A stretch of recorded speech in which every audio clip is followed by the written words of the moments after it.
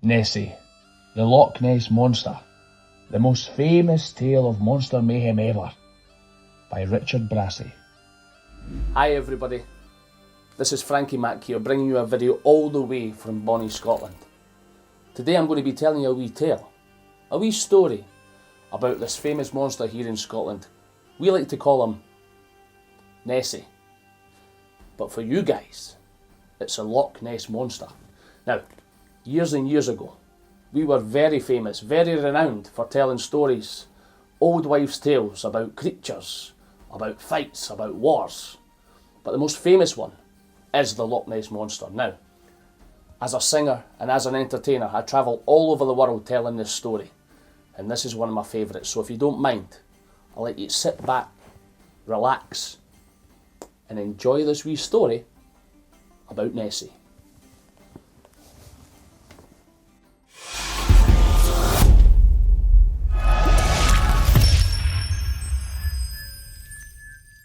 Now, long millions of years ago, the northernmost part of Scotland wasn't actually part of Scotland. But there came a time where it crossed the sea and crashed into the land. Now, the prehistoric sea monsters all rushed to escape, except, the story goes, for the one named Nessie. She was always the dreamy sort of monster. Now, luckily, when two parts collided, there were left a large gap in the sea. And this was called Loch Ness, or the Loch of Beastie, which is Gaelic for the Lake of the Monster. Now, Loch Ness is so deep that you could stack 3 big bens up on top of each other and there'd still be room. Now, as you're from America, Big Ben are these huge clocks in London, massive clocks in London. 3 of them you could stack. Now, if you don't know what Big Ben is, the Statue of Liberty. The Statue of Liberty could dive happily without any chance of hitting her head on the floor. Now, in Scotland, we like to say, there's no chance of you banging your head. Now, if you don't know what the Statue of Liberty is, imagine a big aeroplane. 5 jumbo jets could be placed wing upon wing upon wing, stacked highly, 5 of them. And they could go round in circles and there'd still be enough room in that lake. So, safe to say, there's plenty of room for a wee monster here in Scotland. Now, it was said, wee Nessie lived in this loch for millions of years. Imagine being a million years old.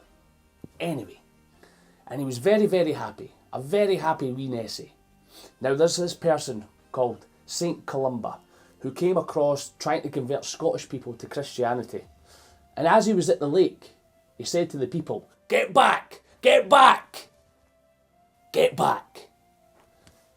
And Nessie was surprised. What is he shouting at? Why is he shouting like that, the angry Scottish man? And for thousands of years more, she was left in peace to swim to and fro in the loch. Occasionally, she would go for a wee stroll amongst the hills. Now, the word stroll is a Scottish word for a wee walk or a wee swim. We'll go for a stroll. The monks of St Benedict's Abbey kept a careful record of the sightings. Some said they seen them, some said they never. Now, as you can see here, this is the beautiful Urquhart Castle. Now, this was built beside the loch, but there were people who lived there that were far too busy fighting each other to even care about the monsters, to even care about wee Nessie. Now, eventually they left and the castle fell into ruins. But then in 1933, disaster struck. There was a road that was built along the edge of the loch. Now, the noise was so frightful, was so scary for Nessie, that with the crashing and the banging and all the rocks splashing into the water, it was all day long. He couldn't sleep. He couldn't eat. And there came a time where there was traffic, bumper to bumper. What was the monster to do? What would you do? And here's when things got worse. Everywhere Nessie went, everywhere she went, or everywhere he went, nobody knows. There was people. There was lots and lots of people everywhere Nessie went. She tried to keep out of their way, but one day while sneaking off the road to have a wee wander. Now, a wee wander is again a walk. And what was the previous word? That's right, you got it, a stroll. So you've got a stroll and a wander. So Nessie went for a wee wander in the Heller. She was spotted by Mr. and Mrs. George Spicer from London, England, where Big Ben is. And that was the end of Nessie's peaceful time. There was newspapers, as you can see, all over the world with the full story. The famous circus ringmaster offered 100,000 to anybody who could catch the monster for him. Now 100,000 in today's money is almost a gillion, gajillion, zamillion, cadillion, which is a lot of money. Now people poured into the Scottish Highlands. There were so many people on the new road beside the loch where Nessie couldn't sleep. It became more crowded, more noisy. There was a lot more going on. Everybody claimed to have seen Nessie. Everybody. Now, the reason why people did this was they wanted to be more popular. They didn't want to feel left out, so people told little lies and said you see Nessie. And a normal response in Scotland would be, no you haven't. Some of them said it had a head like a sheep. Brrr. Shh. Others described a shaggy mane, like a lion. Most thought it had a long neck, like a giraffe. But did it have a tail? Who knows? Was it as big as a house, or the size of a cow? Moo. Shh. A few brave souls came within a hair's breadth of catching it. Allegedly. Now, one of the biggest hunters in Scotland were actually called up on the phone by a newspaper, and they said, get us the best pictures. We need evidence. We need proof that Nessie is real.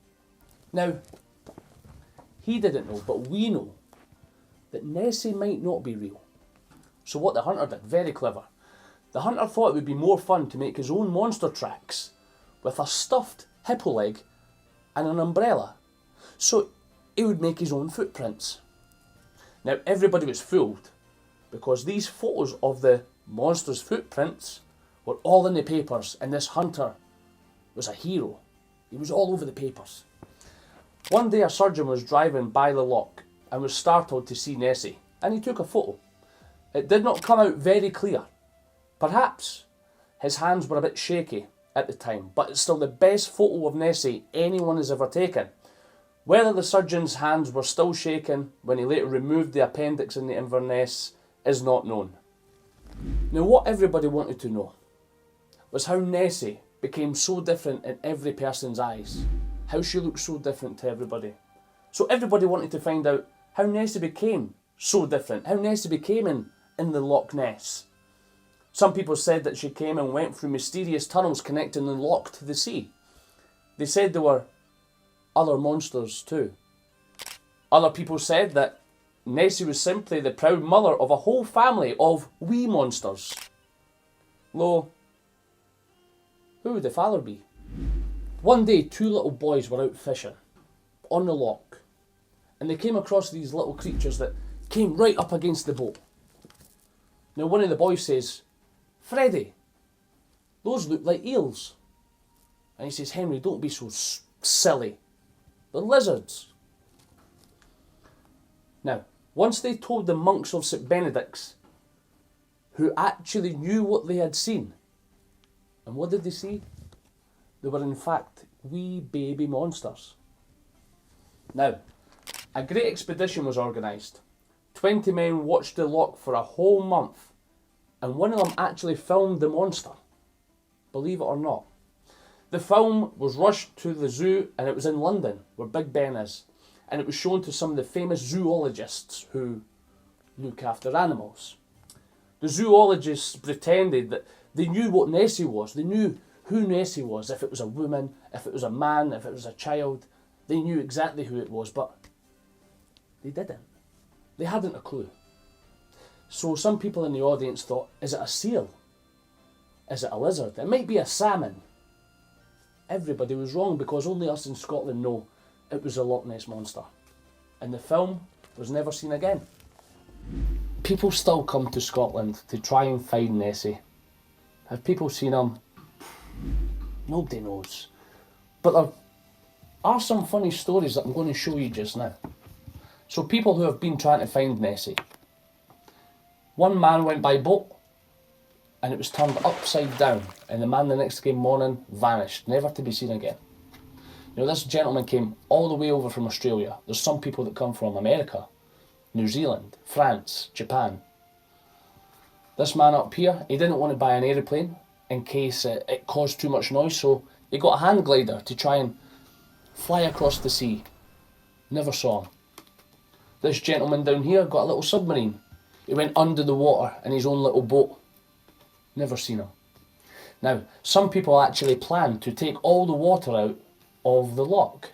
They would try and drain it so they could search the bottom. But, again, that didn't work. A group of scientists tried boats fitted with sonars, which is actually what bats use to find insects. And there was one man who searched up and down the loch for 30 years and claims that he spotted him only once. Now, even with the millions of stories of people pretending to have seen Nessie or claiming to have seen Nessie, nobody's actually got real footage of seeing her. Now, could it be over the years that she's actually grown to love a little game of hide and seek? Guys, that has been the story of Nessie, the most famous tale of monster mayhem ever, by Richard Brassey. Well guys, there you have it. The story of Nessie. Now, the reason why this book has resonated with me so much is because I believe that stories are powerful. Stories have an impact on other people's lives, good and bad. Now, this was a very good story. And I believe everyone has their own version of their very good story of their life, what they want to become in life. Whether you want to play football, whether you want to be an astronaut, whether you want to be a magician. For me, I want to be a singer and entertainer, and I followed that story in my head. So I think as long as you believe, also other people will believe, because we don't actually know if Nessie is real or not. But over hundreds of years, people have came to this very place to search for Nessie. So always follow your dreams and always follow your own story. And share it with the world, because other people will buy into it. So guys, thank you so much for listening today. I've been Frankie Mack. See you later.